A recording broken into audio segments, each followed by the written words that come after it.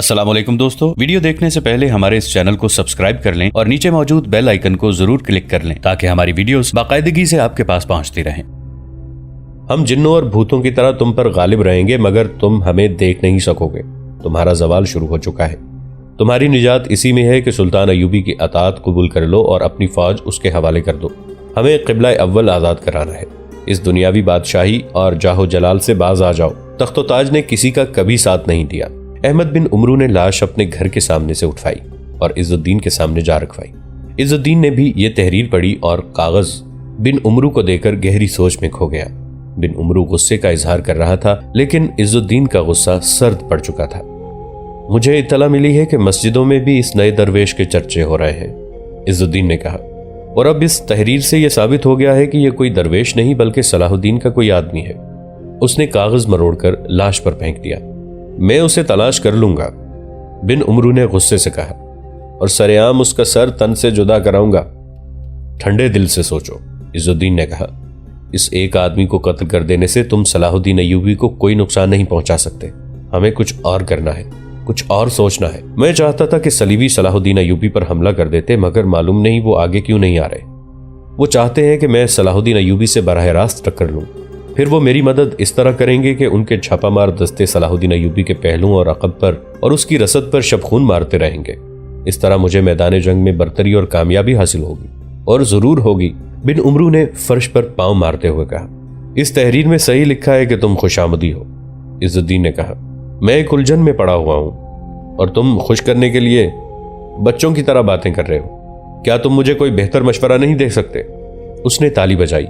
एक नौजवान खादिमा दौड़ी आई। उसने झुककर सलाम किया। इज़्ज़ुद्दीन ने कहा, दरबान से कहो ये लाश उठवा ले और कहीं दफन कर दे। ये कहकर वो दूसरे कमरे में चला गया जो उसका खास कमरा था। अहमद बिन उमरू भी उसके साथ था। इज़्ज़ुद्दीन फिर इधर आया और खादिमा से कहा, सुराही और प्याले ले आओ। दरबान से कहो कि किसी को इधर ना आने दे। खादिमा ने लाश देखी तो वो डर गई। उसकी नजर मरोड़े हुए कागज पर पड़ी। वो अरबी पढ़ सकती थी। उसने तहरीर पढ़ी और कागज अपने कपड़ों के अंदर छुपा लिया। दौड़कर बाहर गई। दरबान से कहा कि लाश उठाकर दफन करा दे और सुराही और 2 प्याले सुनहरी थाल में रखकर इज़्ज़ुद्दीन के कमरे में चली गई। शाह आर्मीनिया ने मेरे पैगाम का जवाब दे दिया है, इज़्ज़ुद्दीन बिन उमरू से कह रहा था। उसने मुझे अपने दारुल हुकूमत तल खालिद में मिलने की बजाय मुझे हरजम बुलाया है।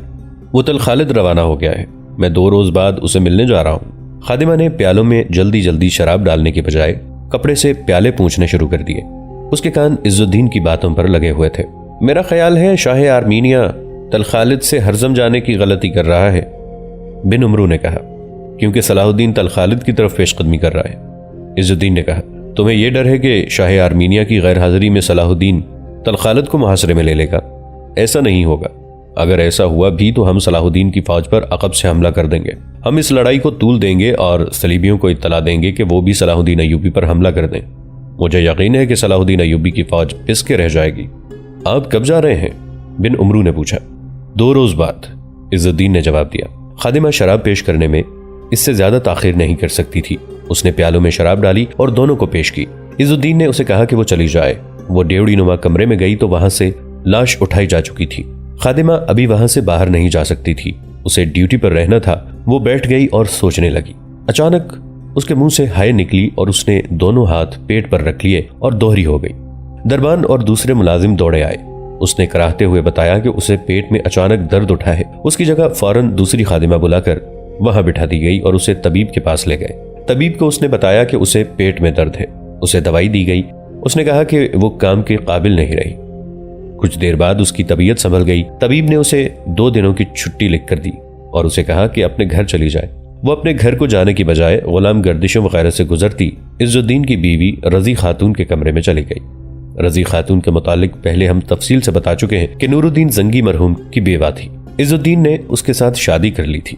रजी खातून ने इस उम्मीद पर शादी कबूल कर ली थी कि इज़्ज़ुद्दीन को वो सुल्तान अय्यूबी का दोस्त और इत्तेहादी बना देगी और मुसलमान उमरा और हुक्मरान मुत्तहिद होकर फलस्तीन से सलीबियों को निकाल देंगे। मगर इज़्ज़ुद्दीन ने जिस नीयत से शादी की थी वो रजी खातून की नीयत से उलट थी।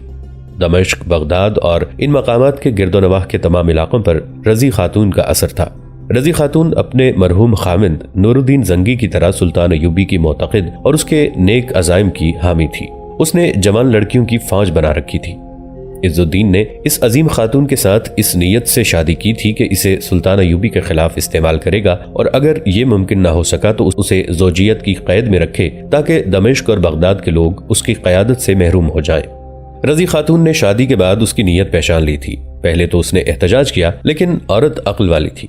اس نے عز الدین پر اپنا اعتماد پیدا کر کے جاسوسی شروع کر دی اور شہر میں سلطان ایوبی کے جو جاسوس تھے ان کے ساتھ درپردہ رابطہ قائم کر لیا۔ اس کی بیٹی جو زنگی کی بیٹی تھی، شمس النساء، جوان ہو چکی تھی، وہ بھی جاسوسی کر رہی تھی۔ ماں بیٹی نے سلطان ایوبی تک بڑے قیمتی راز پہنچائے تھے۔ اس کے ساتھ ہی رضی خاتون نے عز الدین کے 2 سالاروں اور ایک مشیر کو اپنے ہاتھ میں کر لیا تھا۔ عز الدین کو اس نے یقین دلا دیا تھا کہ اب وہ سلطان ایوبی کے حق میں نہیں، یا کم از کم اس کے خلاف نہیں رہی۔ رضی خاتون خوبصورت عورت تھی۔ اس نے نسوانیت کی شیرینی اور زبان کی چاشنی سے عز الدین کو اپنے قبضے میں لے لیا تھا۔ اس کے ساتھ ہی محل کے اندر بھی جاسوسوں کا ایک گروہ بنا لیا تھا۔ وہ اپنے کمرے میں بیٹھی تھی کہ عز الدین کی نوجوان خادمہ اندر آئی۔ پیٹ درد کا بہانہ کر کے آئی ہوں، خادمہ نے رضی خاتون سے کہا۔ طبیب نے آج اور کل کی چھٹی دے دی ہے۔ اس نے قمیض کے اندر سے وہ کاغذ نکالا جو اس نے لاش سے اٹھایا تھا۔ کاغذ رضی خاتون کو دیا اور اسے بتایا کہ یہ کاغذ ایک سپاہی کی لاش کے ساتھ تھا۔ رضی خاتون نے تحریر پڑھی اور بولی، آفرین، ہمارے مجاہد کام کر رہے ہیں۔ تو اس کا مطلب یہ ہوا کہ ان کمبختوں نے ہمارے آدمی کو قتل کرانے کی کوشش کی تھی۔ مجھے اطلاع مل چکی ہے کہ ہمارے اس درویش نے لوگوں کے دلوں سے صلیبیوں کے درویش کی دہشت اور وہم نکال دیا ہے۔ یہ تحریر اسی کی ہے، خادمہ نے کہا۔ میں اس کا ہاتھ پہچانتی ہوں، رضی خاتون نے ہنس کر کہا۔ مجھے معلوم ہے کہ تم اس کا ہاتھ ہی نہیں اس کا دل بھی پہچانتی ہو، لیکن یہ خیال رکھنا کہ دلوں کے جال میں ہی نہ الجھ جانا۔ فرض پہلے۔ خادمہ شرما سی گئی، کہنے لگی، ابھی تک اپنے جذبات کو فرض کے راستے میں نہیں آنے دیا۔ میں فہد کو بھی یہی کہا کرتی ہوں کہ اسے مجھ سے دلی محبت ہے تو اپنے فرض کو جذبات پر حاوی رکھے۔ فہد وہی جوان سال آدمی تھا جس نے نئے درویش کا روپ دھارا تھا۔ وہ بغداد کا رہنے والا تھا۔ اس میں جاسوس بننے کی تمام تر خوبیاں موجود تھیں۔ خوبرو جوان تھا، 2 سال سے موصل میں مقیم تھا اور کامیابی سے جاسوسی کر رہا تھا، اور نظریاتی محاذ پر بھی اس نے اپنے ساتھیوں کے ساتھ نمایاں کامیابیاں حاصل کر لی تھیں۔ اس سلسلے میں اس کی ملاقات عز الدین کی اس خادمہ سے ہوئی تھی اور دونوں ایک دوسرے کے دل میں اتر گئے تھے۔ خادمہ شہر میں رہتی تھی لیکن اس کا زیادہ وقت محل میں گزرتا تھا۔ جاسوسی کی زمین دوز کارروائیوں کے علاوہ بھی ان دونوں کی ملاقاتیں ہوتی رہتی تھی۔ میں جو خبر لائی ہوں وہ ابھی بتائی ہی نہیں، خادمہ نے رضی خاتون سے کہا۔ عز الدین 2 روز بعد شاہ آرمینیا سے ملنے ہرزم جا رہے ہیں۔ میں نے شراب پیش کرنے کے دوران ان سے یہ بات سنی ہے۔ وہ احمد بن عمرو کو بتا رہے تھے کہ شاہ آرمینیا نے انہیں پیغام بھیجا ہے کہ وہ تل خالد سے ہرزم روانہ ہو رہا ہے اور عز الدین اسے وہاں ملے۔ میں رات سے فارغ نہیں ہو سکتی تھی، میں نے پیٹ کے درد کا بہانہ بنایا اور آپ تک پہنچی ہوں۔ رضی خاتون نے اپنے زانوں پر ہاتھ مار کر کہا، صلاح الدین ایوبی تل خالد کی طرف پیش قدمی کر رہا ہے۔ مجھے معلوم نہیں کہ تل خالد میں اپنے جاسوس ہیں یا نہیں۔ یہ خبر صلاح الدین ایوبی تک پہنچنی چاہیے۔ ہو سکتا ہے وہ ان دونوں کو ہرزم میں پکڑ لے۔ یہ کام تم ہی کرو۔ فہد یا اس کے کسی ساتھی تک پہنچو اور اسے یہ خبر سنا کر میرا پیغام دو کہ صلاح الدین ابھی تل خالد کے راستے میں ہوگا۔ یہ خبر اس تک پہنچا دو، ابھی جاؤ۔ خادمہ چلی گئی۔ کچھ ہی دیر بعد عز الدین رضی خاتون کے کمرے میں داخل ہوا۔ اس کے چہرے پر گھبراہٹ بڑی صاف تھی۔ رضی خاتون کو معلوم تھا کہ وہ کیوں پریشان ہے، پھر بھی اس پریشانی کی وجہ پوچھی۔ میں صلاح الدین ایوبی کی دشمنی اور صلیبیوں کی دوستی کے پتھروں میں پس رہا ہوں، عز الدین نے ہارے ہوئے لہجے میں کہا۔ میری تمام تر دلچسپیاں آپ کے ساتھ ہیں، رضی خاتون نے کہا، مگر میں صلاح الدین کے حق میں بات کرتی ہوں تو آپ کو شک ہوتا ہے کہ میں اس کی حامی اور آپ کے خلاف ہوں۔ آپ کی پریشانی کی وجہ یہ ہے کہ آپ کے اور صلاح الدین ایوبی کے درمیان عداوت پیدا ہو گئی ہے۔ اصل وجہ یہ ہے کہ آپ نے اس قوم کو دوست سمجھ لیا ہے جو آپ کی دوست ہو سکتی ہے، آپ کے مذہب کی دشمن ہی رہے گی۔ صلیبی اپنے عزائم کی تکمیل کے لیے آپ کو دھوکہ دیں گے اور ضرور دیں گے، تو کیا میں صلاح الدین کے قدموں میں جا کر تلوار رکھ دوں؟ عز الدین نے طنزیہ لہجے میں پوچھا۔ اگر میں ایسا کر گزروں تو اپنی فوج کے سامنے کس منہ سے کھڑا ہوں گا؟ صلاح الدین آپ کو محکوم نہیں، اپنا اتحادی بنانا چاہتا ہے، رضی خاتون نے کہا۔ تم اس شخص کی نیت کو نہیں سمجھ سکی، عز الدین نے کہا۔ وہ سلطنت اسلامیہ کی بات کرتا ہے مگر اسے اپنی ذاتی سلطنت بنائے گا۔ اس کا مطلب یہ ہوا کہ آپ اس سے لڑیں گے، رضی خاتون نے کہا۔ اگر آپ کا یہی ارادہ ہے تو پریشان ہونے کی بجائے جنگ کی تیاری کریں، فوج میں اضافہ کریں۔ میری پریشانی یہ ہے کہ صلاح الدین نے جاسوسوں اور تباہ کاروں کا جال بچھا دیا ہے، عز الدین نے کہا۔ تمہیں معلوم ہے کہ میرا اتنا قابل فوجی مشیر احتشام الدین بیروت بیلڈون سے معاہدہ کرنے گیا اور وہاں سے غائب ہو گیا۔ مجھے اطلاع ملی ہے کہ وہ صلاح الدین ایوبی کے ساتھ ہے، ہمارے تمام راز اس کے پاس ہیں۔ میں نے صلیبیوں سے اسلحہ اور آتشگیر سیال اور دیگر سامان کا ذخیرہ اپنے قریب جمع کرایا تھا، وہ تباہ ہو گیا ہے۔ آج میرے حفاظتی دستے کے ایک سپاہی کی لاش میرے پاس آئی ہے۔ اسے کس نے قتل کیا ہے؟ رضی خاتون نے انجان بن کر پوچھا۔ ہاں، عز الدین نے اصل بات پر پردہ ڈال کر کہا، اسے کسی نے قتل کر دیا ہے۔ اسے ایک خاص کام کے لیے بھیجا تھا۔ اس کے قاتل صلاح الدین کے آدمی معلوم ہوتے ہیں۔ اس لاش کے ساتھ فہد کا لکھا ہوا جو کاغذ تھا وہ رضی خاتون کے پاس تھا، لیکن وہ انجان بنی رہی۔ اس نے سوچا کہ عز الدین گھبرایا ہوا ہے، اس پر اور زیادہ گھبراہٹ طاری کی جائے۔ آپ کو اچھی طرح معلوم ہے کہ صلاح الدین صرف میدان جنگ میں نہیں لڑتا، رضی خاتون نے کہا۔ وہ جب اپنے گھر میں سویا ہوا ہوتا ہے تو اس کے دشمن سمجھتے ہیں جیسے وہ ان کے سر پر بیٹھا ہے۔ اس وقت وہ تل خالد کی طرف جا رہا ہے، لیکن یوں معلوم ہوتا ہے جیسے وہ موصل میں بیٹھا ہے اور اپنی نگرانی میں تباہی کرا رہا ہے۔ صلیبیوں کی فوج کا اندازہ کریں، صلاح الدین کی فوج سے 10 گنا زیادہ ہے، مگر صلیبی آگے بڑھ کر اس پر حملہ کرنے کی جرت نہیں کرتے۔ صلیبیوں کے مقابلے میں آپ کے پاس جو فوج ہے وہ آپ جانتے ہیں۔ آپ کو یہ بھی جان لینا چاہیے کہ آپ کی فوج میں ایسے کماندار موجود ہیں جو آپ کے وفادار نہیں، وہ آپ کو دھوکہ دے سکتے ہیں۔ عز الدین اور زیادہ گھبرا گیا اور بولا، میں اس حد تک پہنچ چکا ہوں جہاں میں آسانی سے واپس نہیں آ سکتا۔ میں 2 روز بعد کہیں باہر جا رہا ہوں، اگر حالات نے ساتھ دیا تو کامیاب ہو جاؤں گا۔ وہ چپ ہو کر گہری سوچ میں کھو گیا۔ کچھ دیر بعد بولا، رضی، میں نے ایک امید تمہارے ساتھ وابستہ کر رکھی ہے، میں آپ کی ہر امید پوری کروں گی۔ رضی خاتون نے کہا، اگر آپ مجھے صلاح الدین کے خلاف کوئی کارروائی کرنے کو کہیں گے تو میں کر گزروں گی۔ میں آپ کے ایک بچے کی ماں بن چکی ہوں، مجھے بتائیں کہ میں آپ کی کون سی امید پوری کر سکتی ہوں؟ مجھے کسی کڑی آزمائش میں ڈالیں۔ میں باہر جا رہا ہوں، عز الدین نے کہا۔ مجھ سے ابھی یہ نہ پوچھنا کہ میں کہاں جا رہا ہوں، اسے ابھی راز میں رکھنا ہے۔ اس کے بعد میں صلاح الدین ایوبی کے خلاف کوئی کارروائی کروں گا۔ اگر حالات میرے خلاف ہو گئے تو میں تم سے امید رکھوں گا کہ تم میری طرف سے سلطان ایوبی کے پاس جاؤ گی اور اس کے ساتھ میرا سمجھوتا کرا دو گی۔ ہو سکتا ہے کہ اس وقت میں اس کے پاس جاؤں تو وہ مجھے ملنے سے بھی انکار کر دے۔ رضی خاتون نے اسے یہ مشورہ نہ دیا کہ وہ شکست سے پہلے ہی سلطان صلاح الدین ایوبی کے ساتھ سمجھوتا کرے۔ اس نے عز الدین سے یہ بھی نہ پوچھا کہ وہ کہاں جا رہا ہے۔ اسے خادمہ بتا گئی تھی کہ وہ ہرزم شاہ آرمینیا سے ملنے جا رہا ہے اور یہ سلطان ایوبی کے خلاف محاذ بن رہا ہے۔ رضی خاتون کو وہ ابھی تک نہیں بتانا چاہتا تھا کہ وہ کہاں جا رہا ہے، کیونکہ اسے وہ راز رکھنا چاہتا تھا۔ اسے معلوم نہیں تھا کہ وہ سلطان ایوبی کی جاسوسہ سے باتیں کر رہا ہے۔ تاہم رضی خاتون نے اسے یقین دلایا کہ وہ جب بھی کہے گا سلطان ایوبی کے ساتھ اس کا سمجھوتا کرا دیا جائے گا۔ عز الدین کی گھبراہٹ سے رضی خاتون کو خوشی محسوس ہو رہی تھی۔ عز الدین سر جھکائے ہوئے کمرے سے نکل گیا۔ رضی خاتون کی ذاتی خاتمہ جو اسی کی عمر کی تھی اندر آئی اور رضی خاتون سے پوچھا کہ والی موصل بہت پریشان دکھائی دیتے ہیں۔ یہ خادمہ بھی رضی خاتون کے زمین دوز گروہ کی فرد تھی۔ ایمان اور کردار سے منحرف ہو کر انسان کی یہی حالت ہو جایا کرتی ہے، رضی خاتون نے کہا۔ یہ حکمران قوم سے الگ ہو کر اپنی اپنی ریاستوں کے بادشاہ بننے کے خواب دیکھ رہے ہیں، کسی درخت کی ان ٹہنیوں کی مانند ہیں جو درخت سے الگ ہو گئی ہیں۔ ان کی قسمت میں اب یہی لکھا ہے، ان کے پتے جھڑ جائیں گے، بکھر جائیں گے اور یہ ٹہنیاں سوکھ کر مٹی میں مل جائیں گی۔ یہ حکومت کا لالچ ہے جس نے میرے خامند کو شراب اور عورت کا شیدائی بنا دیا ہے۔ اس شخص نے صلیبیوں کا میٹھا زہر اپنی رگوں میں اونڈیل لیا ہے۔ عز الدین میدان جنگ کا بادشاہ تھا، اس کی تلوار سے صلیب کا دل کٹتا تھا، لیکن آج اس کے دل پر خوف طاری ہے۔ اس شخص کی جرت جواب دے گئی ہے، مجھ سے ایک عورت سے مدد مانگ رہا ہے۔ بادشاہی کا نشہ، شراب اور عورت انسان کا یہی حشر کیا کرتی ہیں۔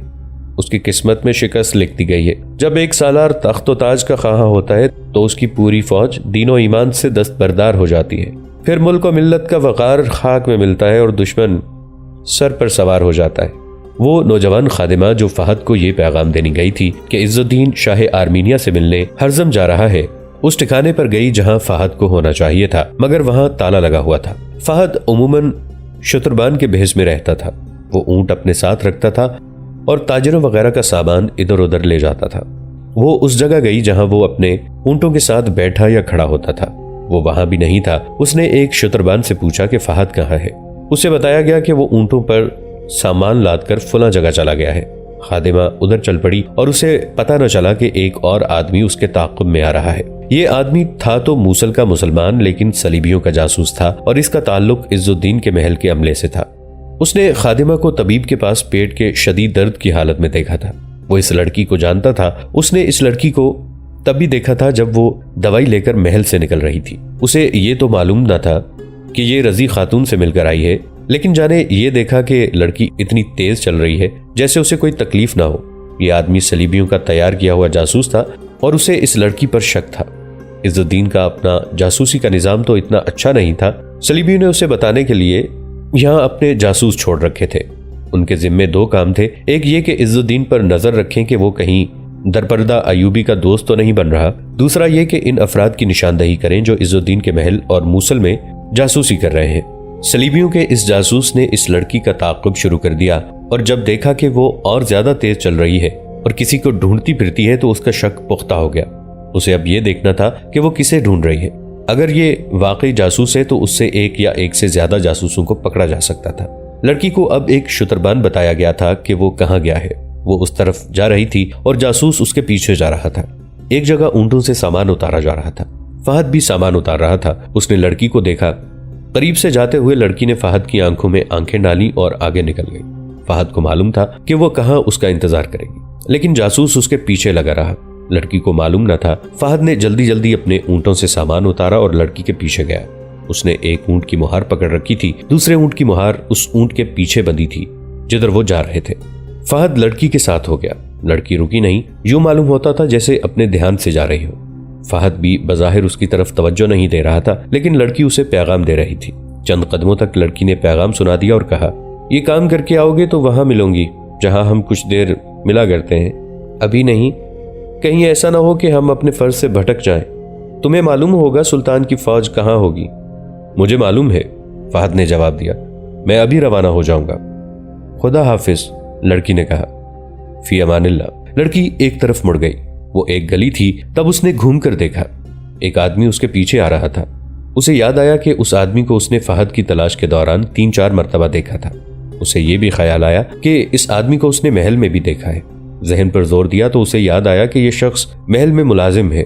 لڑکی کو کچھ شک ہوا۔ اس نے اس آدمی کی نیت معلوم کرنے کے لیے گلیوں کے 2-3 موڑ مڑے۔ یہ آدمی اس کے پیچھے رہا۔ لڑکی آبادی سے باہر نکل گئی، یہ آدمی بھی باہر نکل گیا۔ کچھ دور درختوں کا جھنڈ تھا، لڑکی وہاں بیٹھ گئی، یہ آدمی آگے نکل گیا۔ اسے غالباً یہ شک ہوا ہوگا کہ لڑکی کسی کے انتظار میں بیٹھی ہے۔ وہ بہت آگے چلا گیا۔ لڑکی ہوشیار تھی، وہ جلدی سے قریب کی جھاڑیوں میں چھپ گئی، وہاں سے سرکتی جھاڑیوں سے نکلی اور ایک گلی میں جا کر غائب ہو گئی۔ وہ آدمی دور جا کر واپس آیا۔ اب اس نے دوسرا راستہ اختیار کیا۔ اسے توقع تھی کہ لڑکی کے پاس کوئی آدمی بیٹھا ہوگا، مگر اس نے قریب آ کر دیکھا وہاں لڑکی نہیں تھی۔ اس نے ادھر ادھر دیکھا، لڑکی کا کوئی نام و نشان نہیں تھا۔ لڑکی اپنے گھر پہنچ چکی تھی۔ سلطان صلاح الدین ایوبی آرمینیا کی طرف بڑھ رہے تھے۔ انہوں نے اپنی زندگی کا سب سے بڑا خطرہ مول لے رکھا تھا۔ صلیبی افواج کسی بھی وقت متحد ہو کر ان پر حملہ کر سکتی تھی، اور وہ اکیلے تھے۔ مسلمان امراء ان کے خلاف تھے۔ اپنی اپنی ریاست اور حکمرانی الگ الگ قائم کرنے کے لیے وہ اپنا ایمان صلیبیوں کے ہاتھ بیچ چکے تھے۔ خانہ جنگی تک ہو چکی تھی، جو صلیبیوں کی درپردہ کوششوں کا نتیجہ تھا۔ اب سلطان ایوبی ان تمام مسلمان امراء کو بزور شمشیر اپنے محاذ پر متحد کرنے کا عزم لیے ہوئے تھے۔ انہوں نے کہا تھا کہ ان میں سے جو میری صفوں میں نہیں آتا وہ خود مختار بھی نہیں رہے گا۔ انہوں نے چند ایک قلعوں پر قبضہ کر لیا تھا اور وہاں کے امراء اور قلعہ داروں نے ان کی اطاعت قبول کر لی تھی۔ اب وہ ان حکمرانوں کی طرف بڑھ رہے تھے جو کچھ طاقت رکھتے تھے۔ وہ کمال دلیری سے ان دشمنوں کے درمیان فوج کو گھما پھرا رہے تھے، اور یہ بہت بڑا خطرہ تھا۔ اگر تمہارے ارادے نیک ہیں تو تمہیں ڈرنا نہیں چاہیے۔ سلطان ایوبی تل خالد کے راستے میں ایک پڑاؤ کیے پڑے تھے۔ انہوں نے اس خیمے میں سالاروں کو بلا رکھا تھا۔ کہہ رہے تھے، میں جانتا ہوں تم کیا سوچ رہے ہو۔ اگر تم میں سے کوئی میرے اس فیصلے سے متفق نہیں کہ میں صلیبیوں کی طرف سے بے خبر ہو کر غلط سمت کو چل پڑوں گا، تو میں اسے حق بجانب سمجھوں گا۔ میں اسے یہ نہیں کہوں گا کہ وہ میرا حکم مانے اور میرے غلط فیصلے پر عمل کرے۔ میں اسے یہی کہوں گا کہ وہ میرے مقصد کو سمجھے اور دل سے تمام خوف اور وسوسے نکال دے۔ ہماری منزل یروشلم ہے، بیت المقدس، قبلہ اول۔ خدا نے ہمیں اس کڑی آزمائش میں ڈال دیا ہے کہ ہمارے بھائی ایمان فروش نکلے، انہیں قبلہ اول نہیں حکمرانی چاہیے۔ یاد رکھو میرے رفیقو، جب تاریخ لکھی جائے گی تو اس میں یہ تحریر ہوگا کہ ہمارے دور کی فوج بزدل اور نااہل تھی۔ شکست کی لعنت ہمیشہ فوج کے حصے میں آتی ہے۔ حکمران اگر کفار کے درپردہ دوست بھی ہوں، آنے والی نسلیں فوج پر لعنت بھیجیں گی۔ ہمیں خدا کے حضور بھی جانا ہے۔ خدا نے ہم پر جو فرض عائد کیا ہے وہ ہمیں پورا کرنا ہے، یا اس فرض کی ادائیگی میں جان دینی ہے۔